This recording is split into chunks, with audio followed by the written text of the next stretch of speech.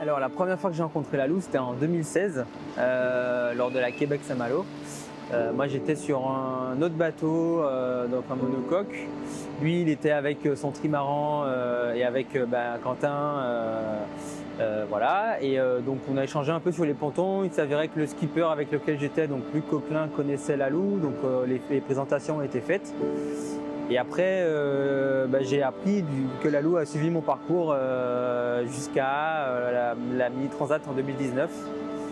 Et après, voilà, j'ai rejoint l'équipe en début 2019.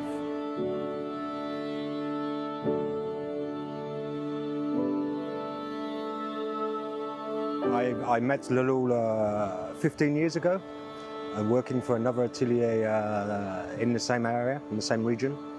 When he was building an older boat, and I was a sous-traitant for the enterprise, and I rencontre Lalou inside the atelier, and on fait connaissance. Et après, on arrive à Copain, à Porte, et j'ai suivi le course.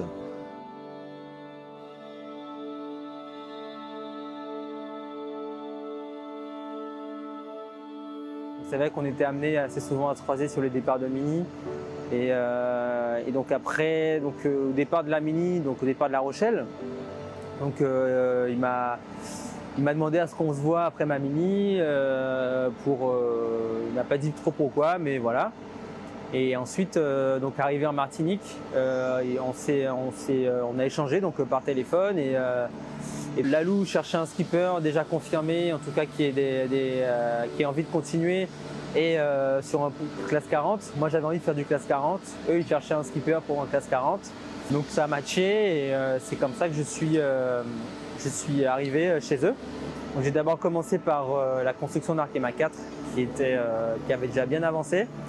J'ai appris donc l'utilisation des matériaux composites et plus précisément l'hélium qui aujourd'hui est employé pour le classe 40.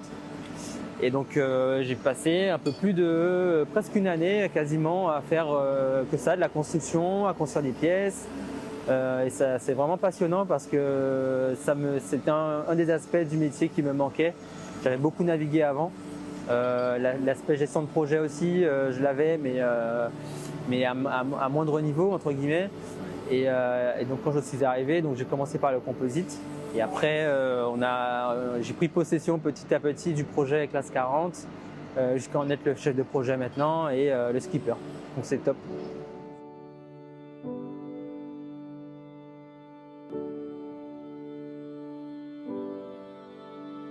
Je crois qu'avec Lalou, on se connaît depuis les années 1985. Où la Ligue de voile aquitaine nous a réunis à Arcachon pour nous entraîner ensemble avec Alain Loerf pour la course Transat 650, la Mini Transat, auquel je participais moi avec le bateau Aquitaine, et Lalou était avec Mouton Cadet. Et on s'est entraîné sur le bassin Arcachon tout l'été pour cette course. Donc on a beaucoup navigué et sympathisé à ce moment-là. Alors je me rappelle de l'arrivée exceptionnelle en Italie où on avait été cueillis par 30 nœuds de vent au petit matin et il a fallu rentrer dans le port de Rimini qui faisait globalement la largeur du trimaran. Et faut savoir que on est rentré à sec de toile dans ce port, on savait absolument pas comment c'était fait à l'intérieur. Et je me souviens dire à Lalou la distance qu'il y avait entre le flotteur et le ponton, et donc il est passé pile entre le ponton et la jetée, et il devait y avoir 50 cm d'espace et on a dû passer ça à 12 nœuds, donc moi je crois que je m'en souviendrai toute ma vie, ça c'est sûr. Oui. C'est cool, c'est revenu à zéro. Depuis les années 1985. Bon, c'est cool. Ouais, c'est pas trop mal. Ouais. Non, c'est cool, merci. Avec plaisir, il Merci. était au téléphone, franchement, il était Ouais. super génial. Mais on a couru l'un contre l'autre sur le Star. The Transat. Il a pas fait de dire. The Transat, mais ça n'a pas été un bon souvenir pour Yves parce qu'en fait c'était la première course qu'il faisait avec Aquitaine, enfin comment ça s'appelle, les Médiatis Région Aquitaine. Première course, le bateau venait de sortir et c'était très très compliqué, le bateau était très dur, vraiment extrêmement dur. Pas assez près aussi, et voilà, ça n'a pas été un très bon souvenir pour Yves, en tout cas moins bon que pour moi, mais voilà, on a couru là et on a fait un Grand Prix aussi l'un contre l'autre, je crois que c'est le seul Grand Prix qu'ils aient fait, c'était à Fécamp, et c'était la même année, ça doit être 2004, un truc comme ça à Fécamp, où on a couru, moi j'étais skipper de Banque Populaire et Yves sur celui-là, mais c'est vrai qu'après on a plutôt été ensemble sur des courses, on a plutôt navigué d'ailleurs, comme il dit Yves, on a plus navigué ensemble finalement que l'un contre l'autre.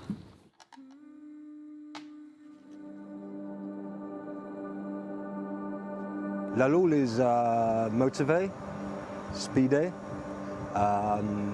He's innovative.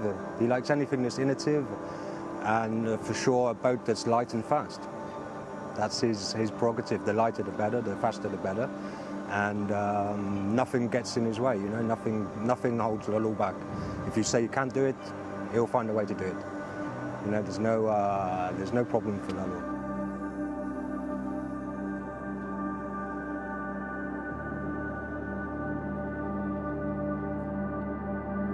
C'est vraiment quelqu'un de très attachant. Il nous prend vraiment comme ses enfants, hein. Donc on est vraiment aux petits soins par Lalou. Donc ça c'est vraiment top. En tout cas c'est assez qualitatif dans le sens où on sait que Lalou sera toujours à nos côtés, quelles que soient les galères ou les victoires, les malheurs et tout. Donc ça permet d'avoir une bonne confiance en soi et dans le team aussi. Et puis voilà, Quentin est le plus haut produit, ça fait presque 10 ans maintenant qu'il est salarié de chez la Multi, donc ça montre que ça porte ses fruits. Maintenant il est skipper d'Arkema 4, donc c'est quand même une grosse part de confiance que lui a donné Lalou dans la barre du bateau, et il en fait de même pour les autres. Après voilà, c'est aussi c'est aussi dur dans le sens où il faut aussi mériter tout ça. Il faut prouver qu'on est capable de pouvoir mener ces bateaux, de pouvoir diriger ce genre de projet. On est quand même à la pointe de l'innovation technologique. On a un bateau là qui est juste derrière moi, qui est le premier bateau recyclable à 99% de course au large au monde. Donc c'est une première mondiale, ça n'a jamais été fait ailleurs. Voilà, on n'a rien sans rien, et puis voilà, l'équipe est hyper motivée. On est vraiment dans on essaie de s'upgrader les uns par rapport aux autres, en tout cas tous ensemble, et ça c'est vraiment top parce qu'il y a personne qui tire l'équipe vers le bas, on est tous vers le haut, et ça c'est top. Salut, ça va Pierre? Ah ouais.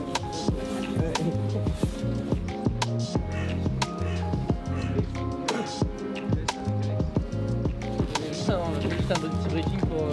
Ouais, ça marche. C'est ça que tu veux mettre là, le ciel?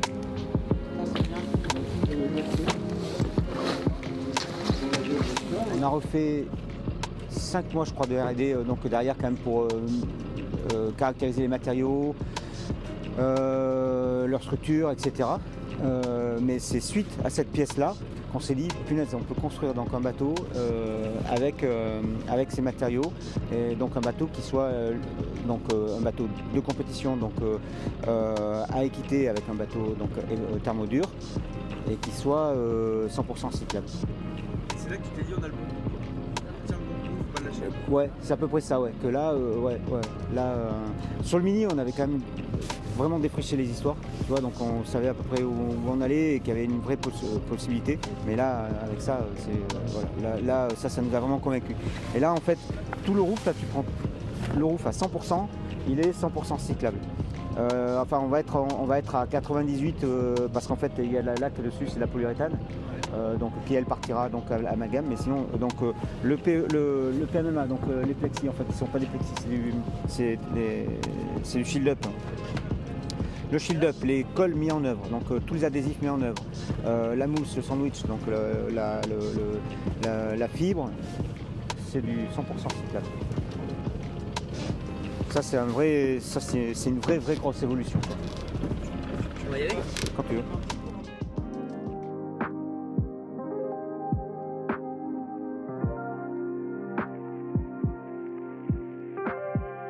Donc on est sur Arkema 4.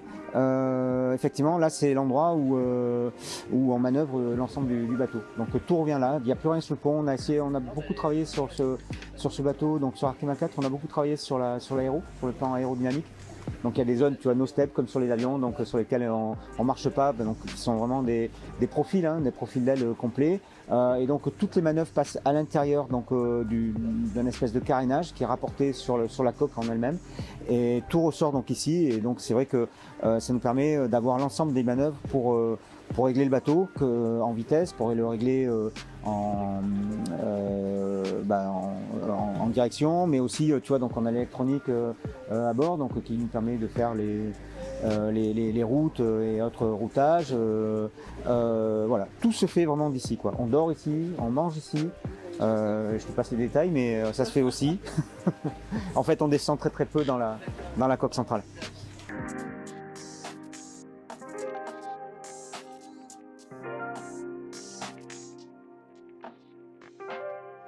J'ai commencé tout de suite par la Mini Transat, j'avais 20 ans et j'ai eu la chance d'avoir un partenaire. Et donc derrière, j'ai pu vivre de mon métier. En tous les cas, je me suis débrouillé donc, pour pouvoir vivre de mon métier, soit comme équipier, soit comme skipper, soit comme préparateur. Voilà. Mais donc j'ai toujours pu vivre quelque part donc, du métier que j'ai fait. Pour un jeune aujourd'hui, c'est compliqué donc d'arriver au métier de coureur au large, que ce soit préparateur ou autre. Donc nous dans l'écurie, c'est pour ça qu'on s'efforce donc de pouvoir sélectionner, récupérer des jeunes et derrière leur donner la possibilité de courir et de pouvoir faire leur métier donc avec ça. Donc il y a des garçons comme Quentin avec qui on travaille depuis maintenant 10 ans. Ça fait 10 ans qu'on navigue ensemble, que j'essaye de former ou de former Quentin donc, au métier de la course au large.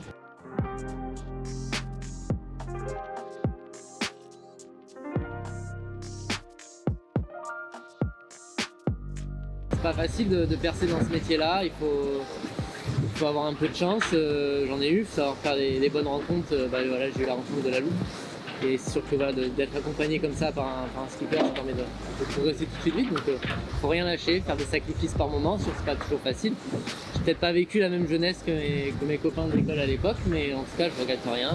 Donc tu t'y mets à fond et tout. Et voilà, moi j'ai la chance aujourd'hui, ce qui change c'est juste que tu trouves un peu plus de sous et du coup en plus de mettre des sous dans le bateau, tu as la chance de pouvoir te verser un salaire, c'est juste ça qui change en fait.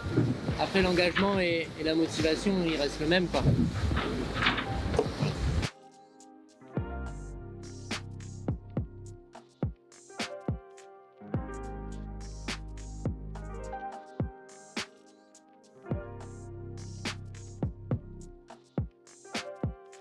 En voile, quand tu fais un choix, peut-être que pendant une journée il va pas être bon, mais voilà, faut attendre, c'est un peu comme aux échecs. Sauf que là, voilà, la Transat elle fait 15 jours, donc il va falloir réussir à être patient par moment et on va voir comment ça se passe. Après sur l'eau, donc on va se croiser principalement, donc, toutes les 2 heures on change de quart. Et voilà, pendant les changements de quart, c'est là où il faut redonner les consignes de ce qui se passe sur l'eau et comment faire et tout. Et voilà, après la loup à bord, il aime bien cuisiner. Faire chauffer de l'eau et faire des bons lyophiles. Mais du coup voilà, hâte de voir comment ça se passe, ça va arriver très vite. Si j'avais un conseil à donner à un jeune aujourd'hui pour appréhender la course au large, c'est de toute façon de se faire une mini. Parce que c'est vraiment, quand on parle du bac de la course au large, c'est vraiment ça. C'est-à-dire qu'en fait, moi je l'ai faite donc en 85, en même temps que Yves Parlier. Et cette mini transat, ça permet de gérer un projet, de gérer un budget, de gérer un bateau, donc que ce soit en construction, que ce soit en préparation. Donc derrière, partir seul sur l'Atlantique, sans communication, bah, c'est pas anodin. Donc savoir aussi ce qu'on a dans le ventre et si on a envie donc réellement d'en faire son métier ou si c'était qu'un rêve quelque part, quoi. Et donc voilà, donc de commencer déjà par la mini, je pense que ça peut être une très très belle école. Et si tu veux derrière, donc les écuries professionnelles, quand tu as fait une mini, tu ne regardes plus de la même façon. Donc savent très bien quelles sont les phases par lesquelles tu es passé. Et donc voilà, commencer par une mini transat, je pense que ça peut être vraiment quelque chose de formateur, extrêmement formateur pour un jeune qui voudrait apprendre ce métier. C'est un binôme voilà, qui va faire en sorte que le bateau va pouvoir gagner. C'est pas une performance individuelle. Donc on est très complémentaires avec Lalou, on se parle pas beaucoup, mais voilà, quand il y a des manœuvres à faire, on sait dans quel ordre on peut les faire. Voilà, assez naturellement en fait, c'est avec lui ou moi qui va faire certaines choses d'abord. Enfin, on se pose pas trop de questions et après voilà, il y a un roulement toutes les 2 heures de celui qui a vraiment la barre entre les mains et le skippage du bateau, quoi. En fait voilà, on est 2 skippers, quoi.